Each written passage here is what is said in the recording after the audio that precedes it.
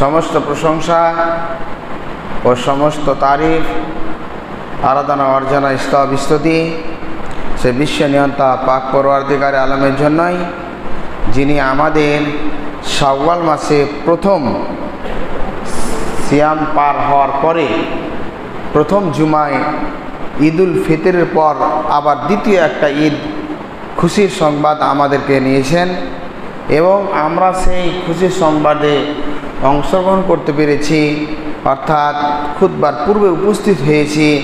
আল্লাহ তৌফিক দান করেছেন, সে আল্লাহ সুবহানাহু ওয়া তাআলার আমরা প্রশংসা করি, সকল বলি আলহামদুলিল্লাহ। তারপরে পরে আমাদের আখরা নবী তাজদার মদিনী হামদ মুজতবা মুহাম্মদ মুস্তাফা রাসূল আরবি সাল্লাল্লাহু আলাইহি ওয়াসাল্লামের উপর অগণন দরুদ হোক, আল্লাহুম্মা সাল্লাল্লাহু ওয়া বারিক আলাইহি।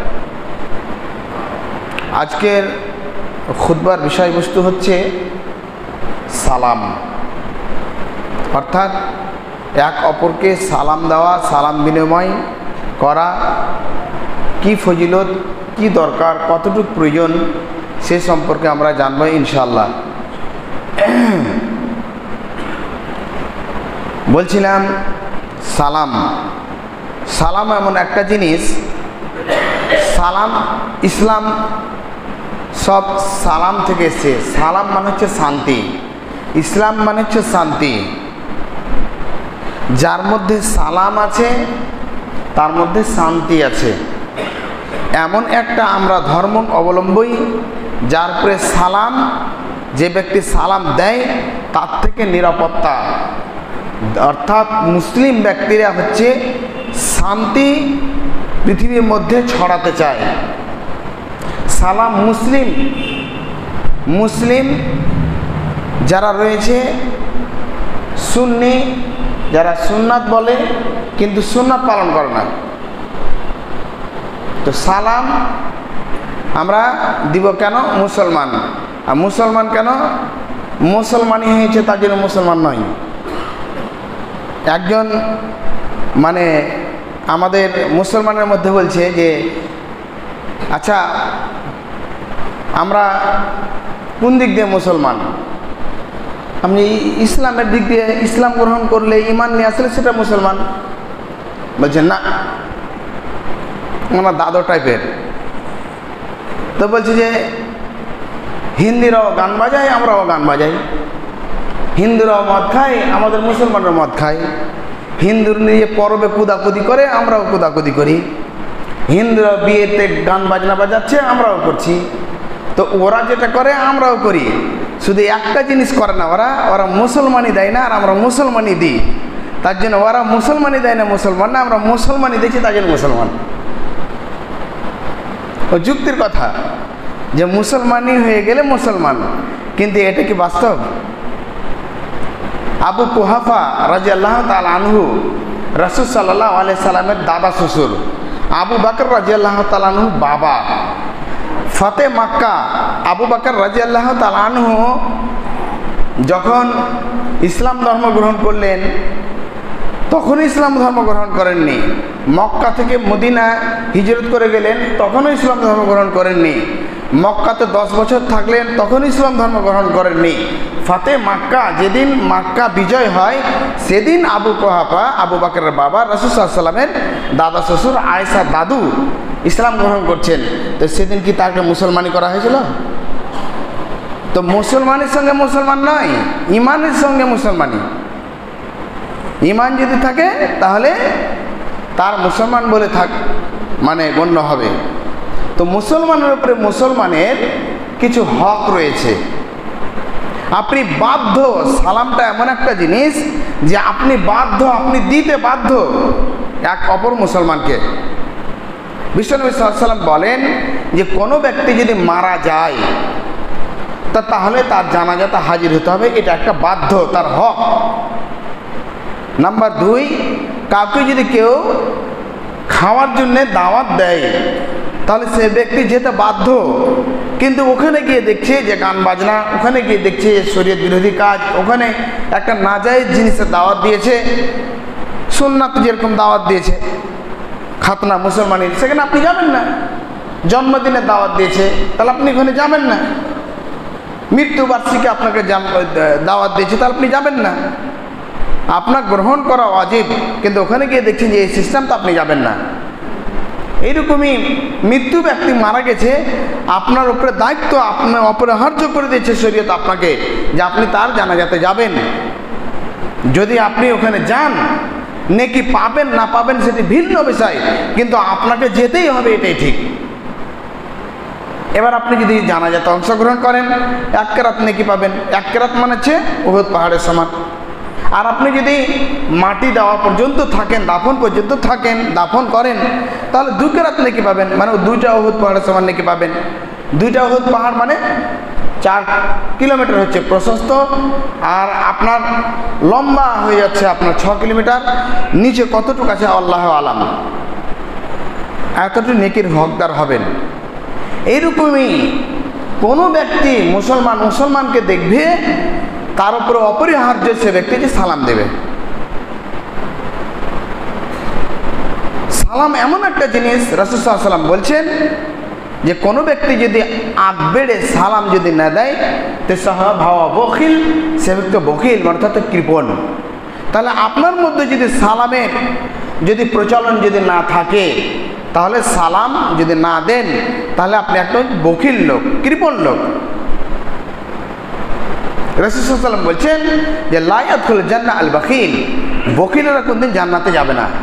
তাহলে সালাম যদি না দেন, আপনি সালামকে যদি প্রসার না করেন, তাহলে আপনি বখিলের অন্তর্গত, আর আপনি বখিল হয়ে গেলে আপনি জান্নাতে যেতে পারবেন না। তাহলে সালামটা কত গুরুত্বপূর্ণ। সালামটাকে বলা হয়েছে একটা রহমত, বরকত। সূরা নূরের মধ্যে এসেছে, এদা দাখালা বুয়ুতুকুম, যখন তোমরা তোমাদের ঘরে প্রবেশ করবে, ফাসাল্লিম, তখন তোমরা কি করবে? সালাম দিবে। আর এক জায়গায় এসছে যে ফাইদনুহা, তারা অনুমতি নিবে। অনুমতি যে নিবে, আপনার রাসূল সাল্লাল্লাহু আলাইহি ওয়াসাল্লাম বলছেন যে অনুমতি হচ্ছে সালাম। সালাম দিয়ে আপনাকে অনুমতি নিতে হবে। আবু হুরায়রা রাদিয়াল্লাহু তাআলা বলেন, রাসূল সাল্লাল্লাহু আলাইহি সাল্লাম একবার এক বাড়িতে গিয়ে উপস্থিত হন, সালাম দেন। ওই সাহাবী আস্তে আস্তে উত্তর দেন, মানে সালাম মানে হচ্ছে রহমত, বরকত। উনি মনে করছেন যে আল্লাহ রাসূল, আমি দোয়া পাবো, দোয়া নিব। জোরে আওয়াজ দেন, আল্লাহ রাসূল 3 বারের বেলা ঘুরে চলে গেছেন। তিনি বুঝতে পেরেছেন মনে হয় আল্লাহ রাসূল নেই। আল্লাহ রাসূলের কাছে গিয়ে বললেন, আল্লাহ রাসূল, আমি জবাব দিচ্ছিলাম, আপনি যতবার সালাম দিবেন ততবার আমার উপরে রহমতের দোয়া দিবেন, তার জন্য আমি জোরে দিনি।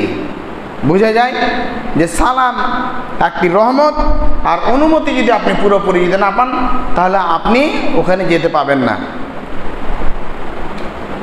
বিশ্বনবী সাল্লাল্লাহু আলাইহি সাল্লাম বলেন যে সালাম দেওয়া, লা কালাম কাবলা সালাম, অতক্ষণ পর্যন্ত কথা নাই যতক্ষণ পর্যন্ত সালাম নাই।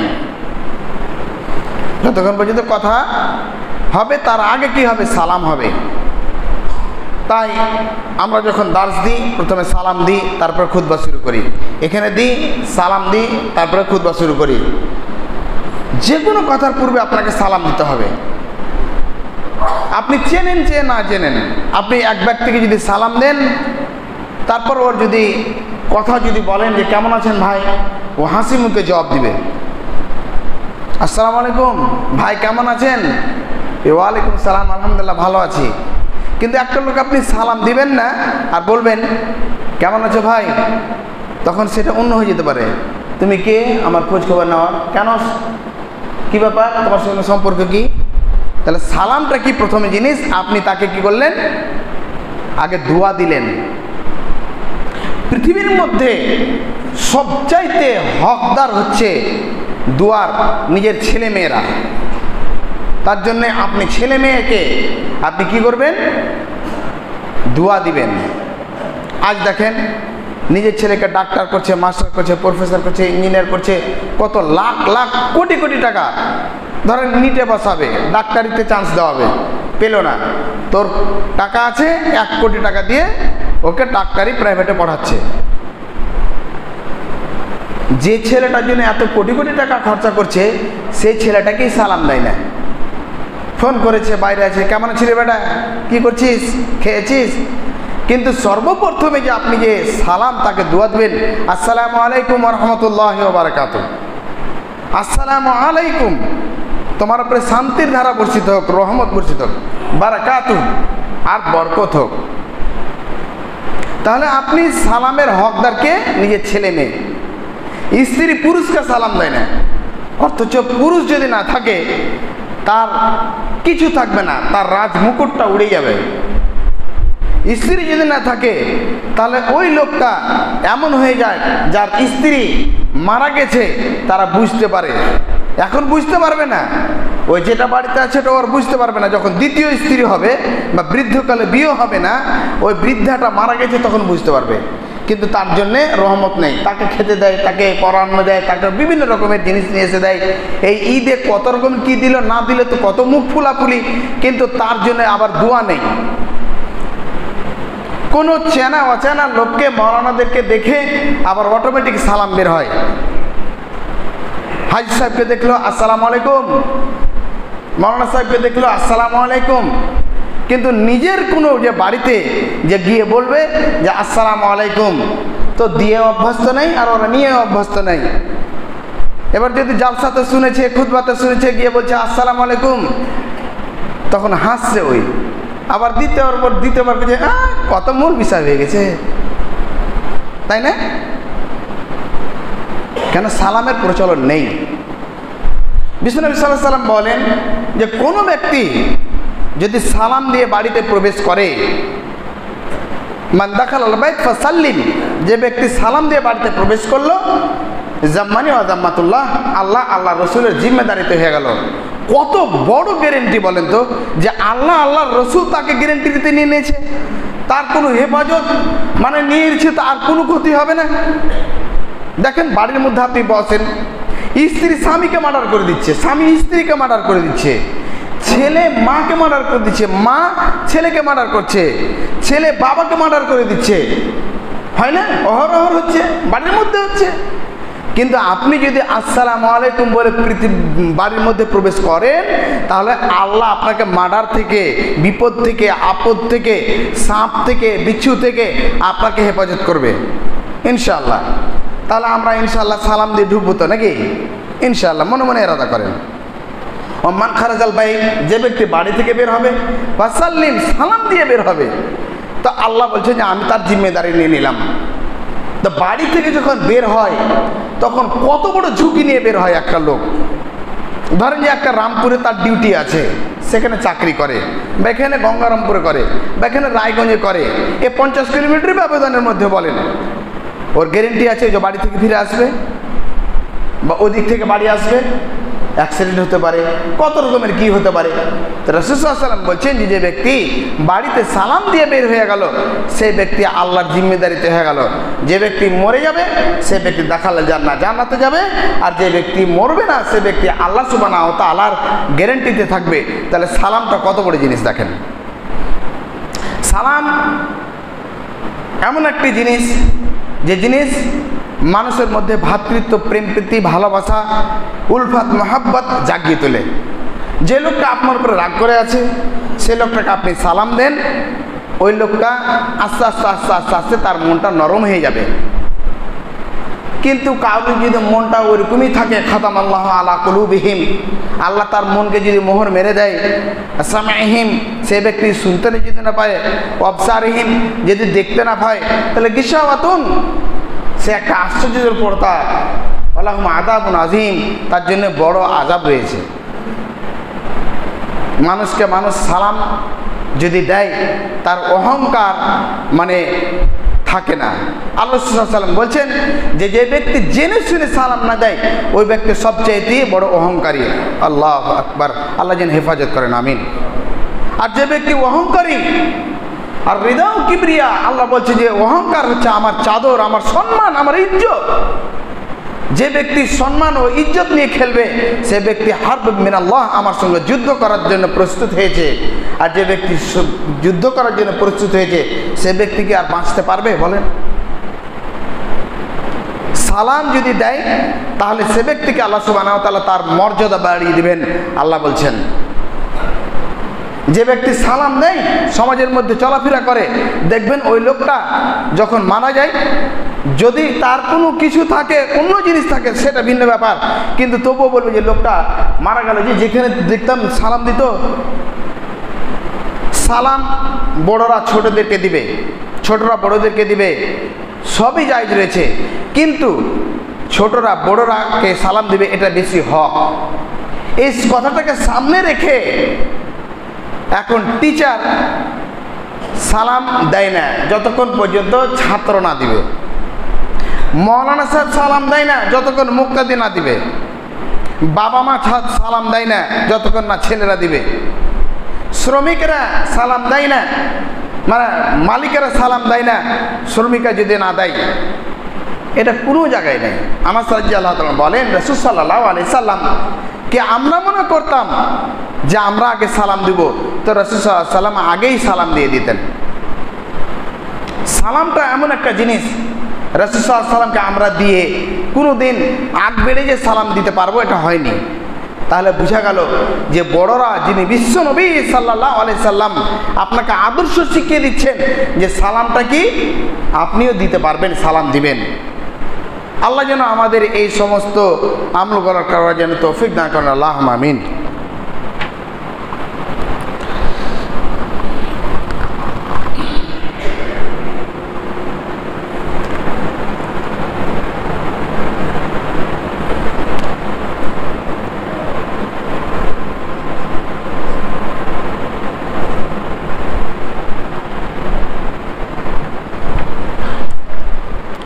আলহামদুলিল্লাহি ওয়াহদা ওয়াসসালাতু ওয়াসসালামু আলা মান লা নাবিয়্যা বা'দা, আম্মা বা'দ। বলছিলাম সালাম দেওয়া, সালাম এক অপরকে দিবেন। আবু হুরায়রা রাদিয়াল্লাহু তাআলা বলেন, রাসূল সাল্লাল্লাহু আলাইহি সাল্লামকে জিজ্ঞাসা করা হলো যে আল্লাহ রাসূল, ইসলামের মধ্যে সবচাইতে উত্তম জিনিসটা কি, আপনি বলে দেন। আল্লাহ সাল্লাম বললেন, আফসুস সালাম বাইনাকুম, তোমরা এক অপরের মধ্যে কি করো, সালাম আদান প্রদান করো। তো ইসলামের মধ্যে কি সুন্দর জিনিস, সালাম একটা সুন্দর জিনিস এবং সবচেয়ে উত্তম জিনিস সালাম। তারপর কি বললেন, তুতিমুত তাআম, মানুষকে খাদ্য প্রদান করা। সালাম রাসূল সাল্লাল্লাহু আলাইহি ওয়াসাল্লাম বলছেন যে কিয়ামতের আলামত হচ্ছে যে জেনে শুনে এবং বড়দেরকে বেছে বেছে, পরিচয় লোককে, বড় লোকদেরকে সালাম দিবে যখন জেনে নেবে যে কিয়ামত চলে এসেছে। তখন দেখেন একটা অপরিচয় লোক রয়েছে, সে লোকটাকে সালাম দেয় না, কিন্তু আবার ফের সে পরিচয়, সে প্রভাবশালী লোক, তখন তাকে আসসালামু আলাইকুম, আসসালামু আলাইকুম, পাশে দাঁড়িয়েছে, ওই লোকটাকে একবারও সালাম দেয়নি, আসে কিছু বলে না। এখন একটা সালামের একটা নতুন সিস্টেম শুরু হয়েছে। আপনি বলেন আসসালামু আলাইকুম, তো ওয়ালাইকুম সালাম, আসসালামু আলাইকুম, এলাও ঝামেলা। কি অভিনয় রে বাবা, সালাম দিলেন আসসালামু আলাইকুম বিহাই, কই ওয়ালাইকুম সালাম, আসসালামু আলাইকুম বিহাই। এটা কি? সালাম দিবেন আসসালামু আলাইকুম, তিনি বলবেন ওয়ালাইকুম সালাম ওয়া রাহমাতুল্লাহি ওয়া বারাকাতুহু। শুধু সালাম যদি দেন এটাও ঠিক, যদি আসসালামু আলাইকুম যদি বলে তাহলে 10 নেকি। এক ব্যক্তি রাসূল সাল্লাল্লাহু আলাইহি ওয়াসাল্লাম বসে আছেন, একজন সাহাবী এলেন, বললেন আসসালামু আলাইকুম, আল্লাহ রাসূল বললেন আশারা। আবার একজন ব্যক্তি এসে উপস্থিত হলেন, বলেন আসসালামু আলাইকুম ওয়া রাহমাতুল্লাহ, তা আল্লাহ রাসূল সাল্লাল্লাহু আলাইহি ওয়াসাল্লাম বলছেন যে 20। আর একবার একজন ব্যক্তি এসে বলছেন আসসালামু আলাইকুম ওয়া রাহমাতুল্লাহি ওয়া বারাকাতুহু, তা আল্লাহ রাসূল বলছেন 30। অর্থাৎ যে ব্যক্তি প্রথমে এলেন আসসালামু আলাইকুম বললেন, তিনি পেলেন 10 নেকি। আসসালামু আলাইকুম ওয়া রাহমাতুল্লাহ, তিনি পেলেন 20 নেকি। আসসালামু আলাইকুম ওয়া রাহমাতুল্লাহি ওয়া বারাকাতুহু, তিনি পেলেন 30 নেকি। জেনে রাখা অবশ্যই উচিত হবে যে আসসালামু আলাইকুম ওয়া রাহমাতুল্লাহ যখন বলেছেন, তাকে উত্তম রূপে জবাব দিতে হবে ওয়ালাইকুম সালাম ওয়া রাহমাতুল্লাহি ওয়া বারাকাতুহু। সালামটা এমন একটা শব্দ, যারা শান্তি চায় পৃথিবীর মধ্যে, তারা এই সালাম দিয়ে মানুষের জান্নাত জাহান্নামের ফয়সালা করা হয়েছে সালাম দিয়ে। দেখেন আল্লাহ রাসূল সাল্লাল্লাহু আলাইহি ওয়াসাল্লামকে বলছেন যে আল্লাহ রাসূল আপনি আমাকে একটা এমন আমল বলে দেন যেটা আমি যেন হাসতে হাসতে আমি জান্নাতে চলে যাই। আল্লাহ রাসূল বলছেন আফসুস সালাম, তোমরা সালাম দিও, ও তুতইমুত তুআম, আর মানুষকে খাবার খাওয়াবে, ওয়াসাল্লাবে নিয়াম, নাজো নিয়াম, আর যখন মানুষ গভীর রাত্রে শুয়ে থাকবে তখন তুমি উঠে আল্লাহর কাছে সেত্তসনা করবে, অর্থাৎ তাহাজ্জুদ পড়বে।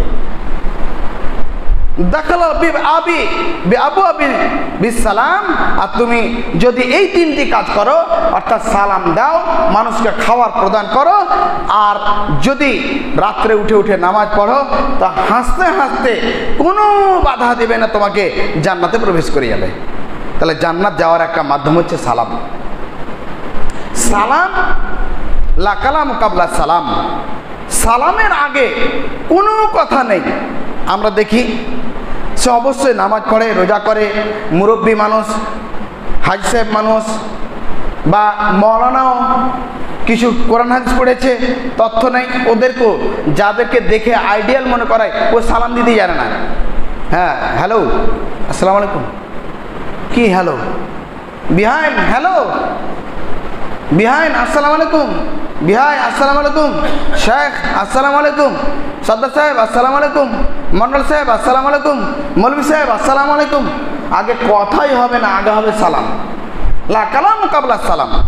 সালাম যদি দেন, এক পুরো মজলিস আছে এখানে, যেখানে 300 লোক আছে, একজন যদি উত্তর দিয়ে দেয় তার জবাব হয়ে যাবে, কিন্তু সবাই দিলে নাকি পাবে, বুঝতে পেরেছেন? কিন্তু ওই বক্তা, ভাইরাল বক্তা, অভিনয়ের বক্তা, নাটকের বক্তা, সুরের বক্তা উঠেছে, তারপরে উঠে আগে 5 মিনিট আগে মানে একটা পুরো মানে বন্দনা গাইল, তারপরে এবার তখন একটা মজলিস গঠনের বললো, তারপর বলছে আসসালামু আলাইকুম। কি অভিনয় দেখেন, মানে চিড়িয়াখানা পেয়ে গেছে মনে হয়েছে, যে যেরকম সবকে দাঁড় করে রেখেছে, বলছে আসসালামু আলাইকুম, অমুককে সালাম, মাননীয় অমুক সাহেব, সম্মানিত অমুক সাহেব, স্টেজের অমুক সাহেব, বসা মানে দাঁড় হওয়া, ঘুমা, রাত্রে বাড়িতে আছে, কবরস্থানে, সবাইকে তখন ডেকে বলছে আসসালামু আলাইকুম। এবার 2-3 জন তার সামনে যখন সালাম দিয়েছে, বলছে ওয়ালাইকুম সালাম রহমতুল্লাহি ওয়া বারাকাতুহু।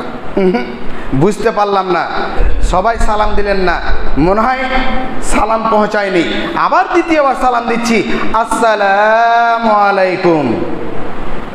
তখন জোর করে বাইরে থেকে, ভিতর থেকে, অন্তর আড়াল থেকে, মা বোনদের কাছ থেকে তখন ওয়ালাইকুম সালাম রহমতুল্লাহি ওয়া বারাকাতুহু বলছে। এবার অন্তর খুলে সব সালাম দিলেন, আলহামদুলিল্লাহ। এবার শুরু হচ্ছে বক্তব্য।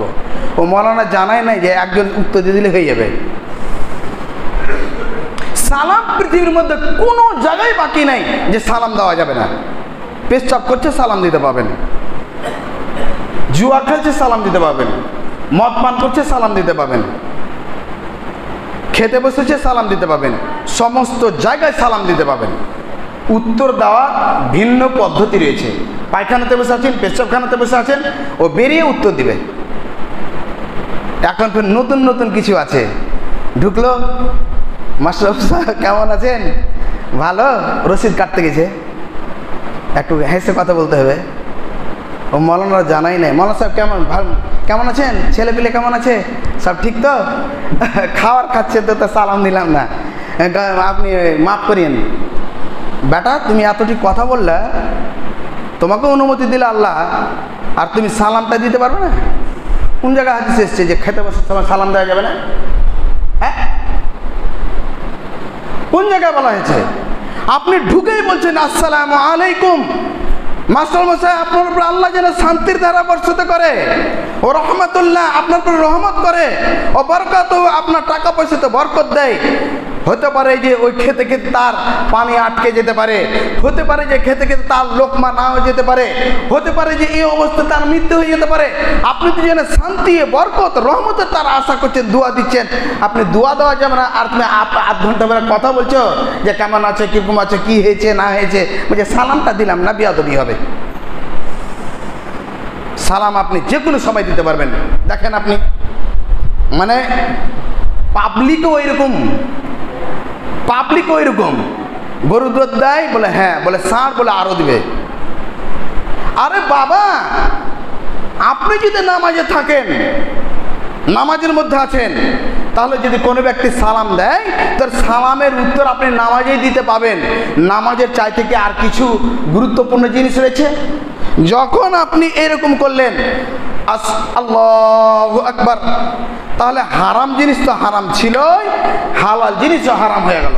আপনি কথা বলতে পেতেন, হারাম। আপনি খেতে পারতেন, হারাম। আপনি ঘুমাতে পেতেন, হারাম। যে কোনো জিনিস হারাম। আপনার ঘুমানো লাগছে, আপনি ঘুমিয়ে যান।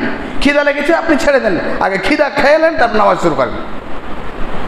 কিন্তু আপনাকে যদি সালাম দিয়ে দেন নামাজের অবস্থায়, তাহলে আপনি হাত হিলিয়ে সালামের উত্তর দিতে পারবেন। তাহলে নামাজের অবস্থা আল্লাহর সঙ্গে কথা বলতে বলতে যদি আপনি যদি সালামের উত্তর দিতে পারেন, তাহলে খেতে বসে কেন উত্তর দিবেন না বলেন? তাহলে নামাজের মধ্যেও সালামের উত্তর দেওয়া যায়। সালাম অবশ্যই বাড়তে দিবেন।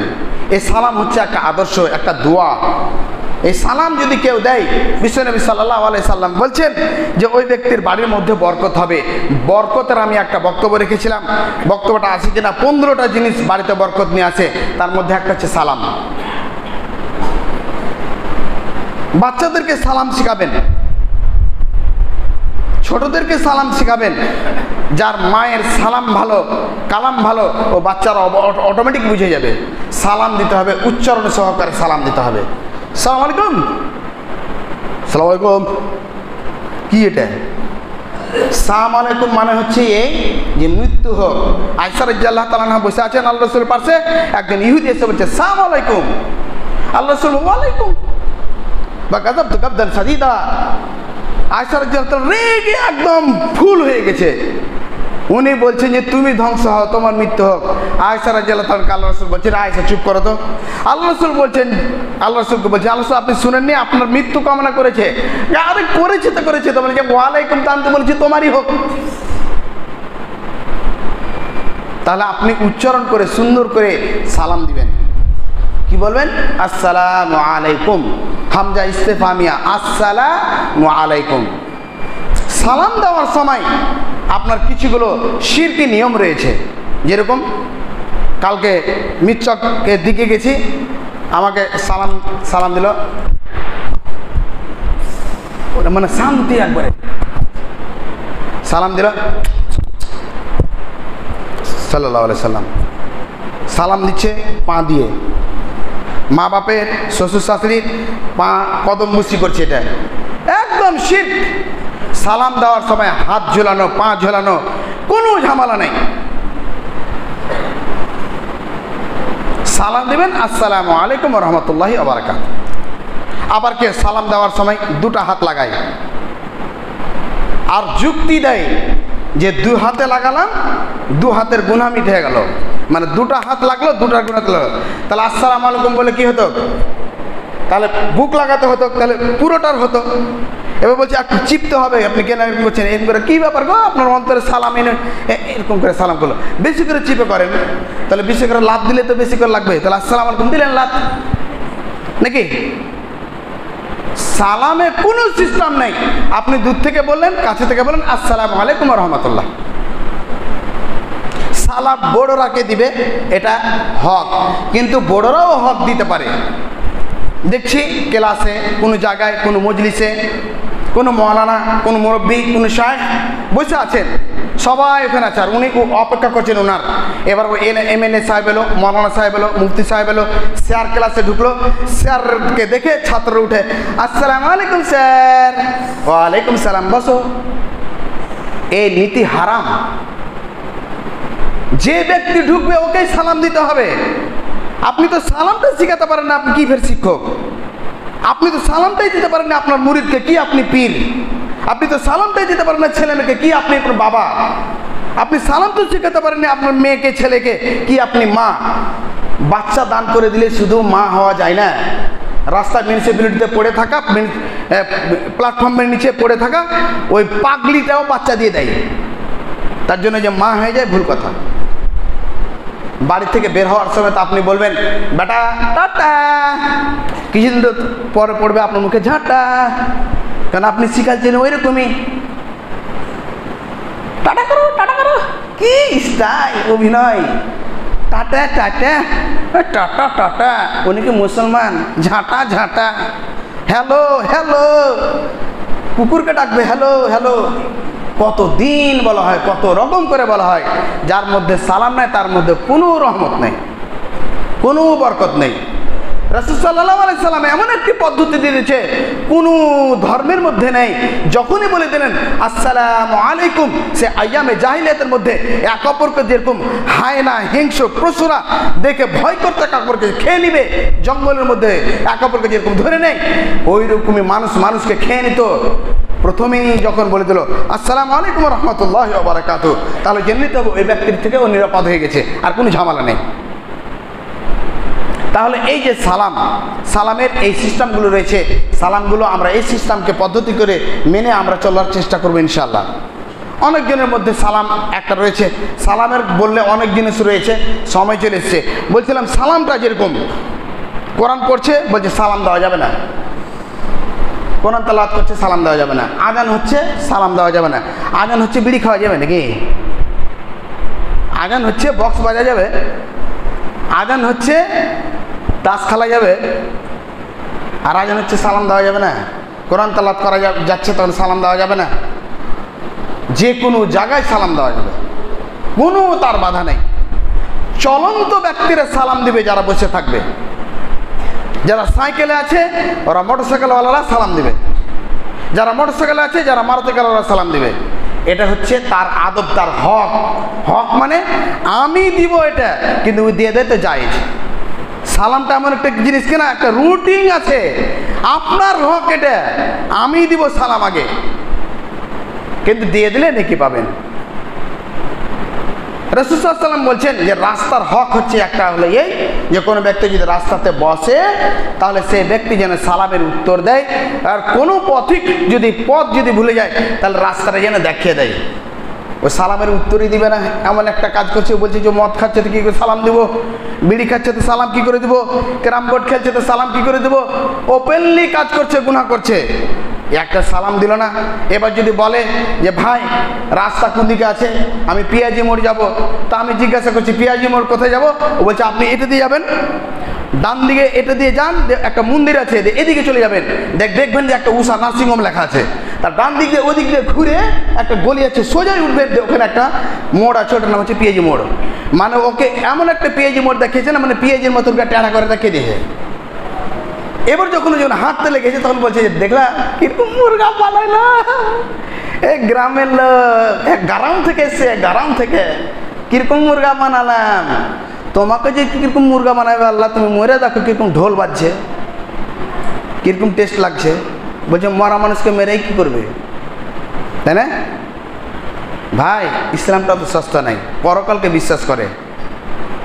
বোঝাতে চেয়েছি আজকে সালামের ব্যাপারে যতটুকু শুনলাম, আমরা বিশেষ করে যদি সালাম দেওয়ার চেষ্টা করি, আমল করার চেষ্টা করি, ইনশাআল্লাহ আমাদের বাড়ির মধ্যে বরকত হবে ইনশাআল্লাহ, এবং আমাদের ছেলেমেয়েরা কৃষ্টি কালচারের সঙ্গে মানুষ হবে ইনশাআল্লাহ, এবং আমাদের বাড়ির মধ্যে রহমত বরকত হবে ইনশাআল্লাহ। আল্লাহ যেন তৌফিক দান করেন, আমিন। ওমা তৌফিক ইল্লা বিল্লাহ, রাব্বানা তাকাব্বাল মিন্না ইন্নাকা আনতাস সামিউল আলিম ওয়া তুব আলাইনা ইন্নাকা আনতাত তাওয়াবুর রহিম। সাল্লাল্লাহু তাআলা খায়রা খালকিহি মুহাম্মাদিন ওয়া আলা আলিহি আজমাইন, আম্মা বাদ।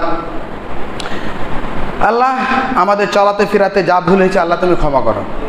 আল্লাহ রাতের অন্ধকারে দিনের আলোতে যা ভুল হচ্ছে আল্লাহ আমাদেরকে ক্ষমা করে দাও। আল্লাহ আমাদের 30টা সিয়াম পালন করলাম, ঈদ উল ফিতর আমরা পালন করলাম, আজ প্রথম একটা ঈদ, এই যেগুলো হচ্ছে সপ্তাহে ঈদ আমরা পেয়েছি। এই ঈদের বরকতে আমাদের সমাজের মধ্যে আল্লাহ তুমি বরকত দাও, শান্তি শৃঙ্খলা দাও, বিপদ আপদ থেকে আমাদেরকে হেফাজত করো। আল্লাহ আমাদের দেশের মধ্যে শান্তি দাও, পাড়ার মধ্যে শিক্ষিত বানিয়ে দাও, সমাজের মধ্যে শিক্ষিত বানাও। আল্লাহ যারা ঋণগ্রস্ত, যে ঋণকে পরিশোধ করার তৌফিক দান করো। আল্লাহ যারা মদ, জুয়া, তারিখ, হানাহানি, মানামানি, বিভিন্ন রকমের মধ্যে কৃতিকলাপের মধ্যে জড়িত রয়েছে, আল্লাহ তাদেরকে তুমি হেদায়েত দাও। আল্লাহ তাদের উপরে রহমত করো, আল্লাহ তাদেরকে বরকত করো। আল্লাহ যারা অবিবাহিত মেয়ে রয়েছে তাদেরকে বিবাহ দিয়ে দাও। আল্লাহ যারা ছেলেরা কাজ করতে পারে না, কাজ তুমি আল্লাহ তাদেরকে ক্ষমতা দাও, হেদায়েত দাও, কাজ কামে লাগে, যেন বাড়িতে শান্তি ফিরে আসে। আল্লাহ যারা বাবা রয়েছে আল্লাহ তাদেরকে যেন সম্মান দেয়। আল্লাহ যারা বৃদ্ধ রয়েছে, আল্লাহ যারা তাদের মৃত্যুর মধ্যে মুখে আছে, তারা যেন কলমা নসিব করে। আল্লাহ যারা এরকমই ঘুরে বেড়াচ্ছে, হেদায়েত দাও, আল্লাহ তাদেরকে হেদায়েতের মধ্যে অন্তর্ভুক্ত করে দাও। আল্লাহ আমরা যখন মরবো তখন যেন আমরা যেন কলমা নসিব হই। আল্লাহ যেন আমরা যে পুরুষরা চক্করে পার হয়ে যায়, আল্লাহ যেন আমাদের হাতে যেন আমলনামাটাকে যেন আসে, আল্লাহ যেন জান্নাতুল ফিরদাউসে যেন আমরা থাকি। আল্লাহ সবাই যেন আমরা জান্নাতুল রায়্যান গেট দিয়ে যেন আমরা ঢুকতে পারি। আল্লাহ আমাদের যে সমস্ত দোয়াগুলো করলাম আল্লাহ আমাদের জন্য কবুল করে নাও। বিশেষ করে আমরা নিজের ছেলে মেয়েকে বিশেষ করে আদর্শ বানিয়ে যেন শেখাতে পারি। আল্লাহ যেন তৌফিক দান করুন। আমিন। ওমা তৌফিক ইল্লা বিল্লাহ। রাব্বানা তাকাব্বাল মিন্না ইন্নাকা আনতাস সামিউল আলিম ওয়া তুব আলাইনা ইন্নাকা আনতাত তাওয়াবুর রহিম। সাল্লাল্লাহু আলাইহি ওয়া সাল্লাম মুহাম্মাদিন ওয়া আলিহি ওয়া সাহবিহি বিরহমাতিকা ইয়া আরহামার রাহিমিন।